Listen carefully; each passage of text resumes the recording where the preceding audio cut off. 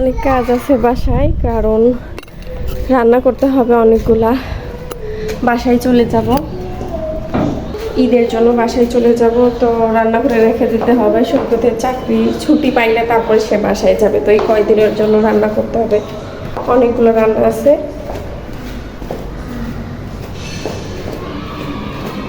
দুষ্টু করো না মা। হ্যাঁ বাবা,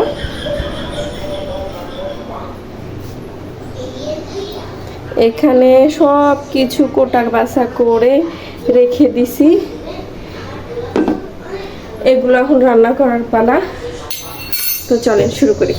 যেগুলো রান্না ফ্রিজে রাখবো সেগুলো প্রথমে রান্না করব।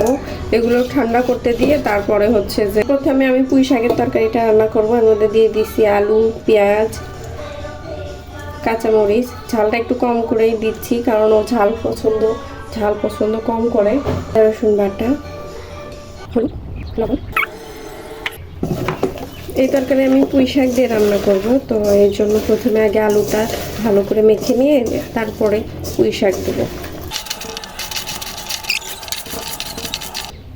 যেহেতু শাকটা একটু বেশি, এই জন্য দুইবারে দিয়ে মেখে নিচ্ছি, আদারওয়াইজ পাতিলে তো ধরবে না। মাছ দিয়ে আবার একটু মাখিয়ে নিব।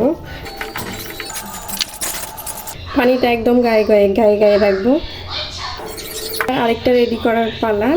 এটা আমি পালং শাকের রান্না করতেছি। পালং শাক দিয়ে, বেগুন দিয়ে, আলু দিয়ে চচ্চড়ি। এটাতেও আমি একইভাবে হলুদ, লবণ, গুঁড়ো তেল, পেঁয়াজ, মরিচ সব কিছু দিয়ে নিছি।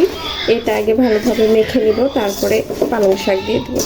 এটা সুন্দরভাবে মাখা হয়ে গেছে, এখন দিয়ে দিব পালং শাক। এগুলো দিয়েও সুন্দর করে মেখে নিব।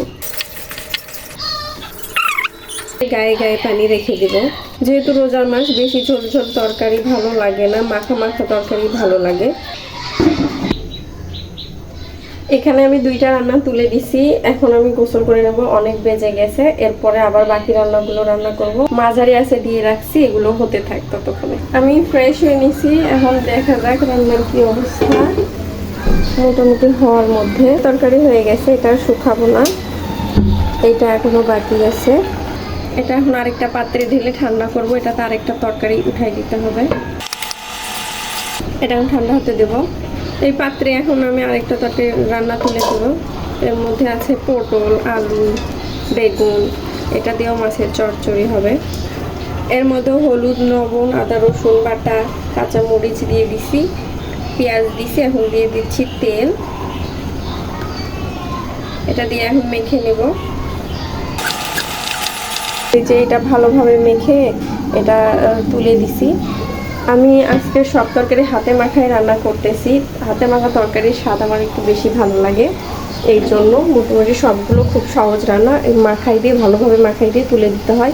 এই যে পুঁই শাকের তরকারি, এটাও হয়ে গেছে। এটা এখন আলাদা পাত্রে নিয়ে এটা ঠান্ডা হতে দিব। দিয়ে এই পাত্রে আরেকটা তরকারি তুলে দেবো, কারণ অনেকগুলো রান্না করতে হবে ঈদের মধ্যে।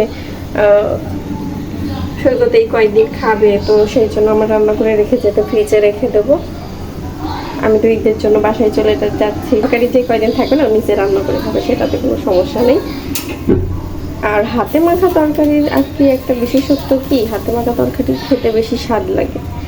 আদারওয়াইজ অন্য ভুনা তরকারি যেগুলো হয়, ওগুলো অনেকক্ষণ কষাইতে হয়, রান্নাটা আর একটু সময় সাপেক্ষ। এগুলো রান্না করতে একটু বেশি সময় লাগে না, কম সময়ের মধ্যে রান্না হয়ে যায়। তো এগুলো আরেকটা পাত্রে ঢেলে ঠান্ডা হতে নিয়ে আরেকটা তরকারি। এইবার লতি রান্নার পালা। তো প্রথমে আগে পেঁয়াজ, কাঁচামরিচগুলো, মশলাগুলো সব দিয়ে ভালোভাবে মেখে নিব। তাছাড়া লতি দিলে ভালোভাবে মাখা হবে না, আদারওয়াইজ লতি দিলে ভালোভাবে মাখা হবে না। আদা রসুন বাটা দিয়ে দিছি, তেল দিয়ে দিব। আসলে হাতে মাখা তরকারির মোটামুটি সব কিছু একই জিনিসে পড়ে যায়, তো এটা বিশেষ কোনো জাদুমন্ত্র থাকে না, সব একই মশলাই করে। হলুদ, আদা রসুন বাটা, মরিচ আর পেঁয়াজ, এইটা হলেই সব তরকারি রান্না করা যায় হাতে মাখা করে। এই দেখেন কত সুন্দরভাবে আমার এটা মাখা হয়ে গেছে। এখন এর মধ্যে কচুলতি দিয়ে একটু মাখিয়ে নেবো। কচুলতি তাছাড়া পেঁয়াজ মরিচটা যদি আগে না মাখাই নিতাম, তাহলে এই কচুলতির মধ্যে পেঁয়াজ মরিচ ভালোভাবে মাখা যেত। বাস মাছ দিয়ে দিলাম, এখন পানি দিয়ে দিলাম। এটাও এখন হতে রেখে আমার এই দুটো তরকারি হওয়ার মধ্যেই এটাও প্রায় হয়ে গেছে। এটা আর 2-3 মিনিট পর বন্ধ করে দেব।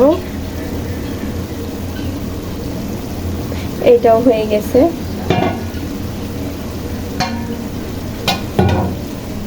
এগুলো এখন আরেকটা পটে করে ঘুরে ঘুরে রেখে দেবো।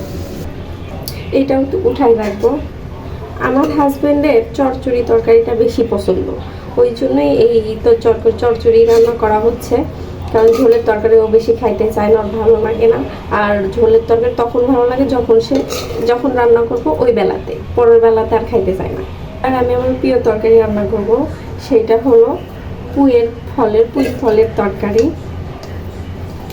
এই যে এখানে পুঁই ফল, পেঁয়াজ, মরিচ সব দিয়ে দিলাম। এর মধ্যে হলুদ, মরিচ, পেঁয়াজ সব কিছু দিয়ে রাখছি, কাঁচামরিচ দিছি, পুঁই ফল, সিমের বিচি আর আলু টুকরো করে কেটে দিছি। এখন দেব তেল,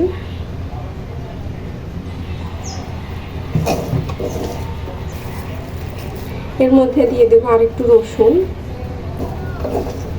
পেঁয়াজ রসুন ভালো বেশি হইলে এটা খাইতে আরেকটু বেশি স্বাদ লাগে। এর মধ্যে এখন দিয়ে দেবো টমেটো, একটা টমেটো আমি কেটে রাখছি।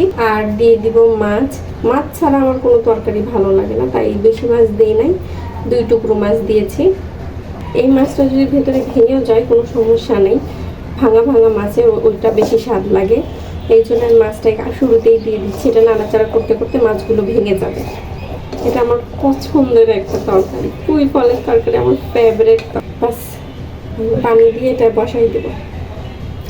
এখানে পানির পরিমাণটা একটু বেশি করে দেব, কারণ এটা চচ্চড়ি হবে না, একদম রসা তরকারি হবে।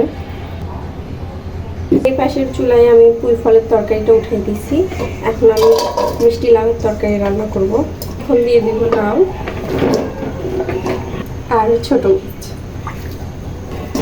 এই তরকারিটা একদম পুরো তরকারি করব, একদম ঝোল বা পানি কোনো কিছু থাকবে না, তখনই স্বাদ লাগবে। তরকারিটা হয়ে গেছে।